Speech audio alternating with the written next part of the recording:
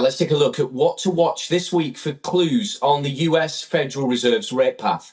The Fed's favourite inflation measure is expected to show a little respite from stubborn price pressures. This supports central bankers' caution in lowering interest rates. Economists' forecast for Friday's core PCE price index would indicate a 0.2% increase for April. That would be the lowest increase seen thus far this year. The Fed's first-line inflation gauge offers a more accurate picture of core inflation. According to Bloomberg's estimate, the PCE price index as a whole likely increased 0.3% for the third consecutive month. The disparity between the relatively flat readings in the last 3 months of 2023 and the increases this year highlights the inconsistent headway the Fed has made in its fight against inflation. The Fed's benchmark interest rate has been at a 2-decade high since July.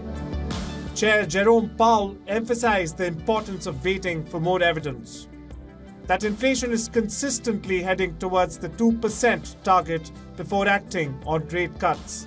Annual increases in the PCE pricing measure of 2.7% and the core metric of 2.8% are forecast to line up with levels witnessed last month. Minutes from the latest Fed meeting show that officials have been discussing the possibility of keeping rates higher for longer. Many policymakers are also questioning whether the current policy stance is restrictive enough to achieve their inflation objective. Expenditure and income data for households will be released with the latest inflation estimates.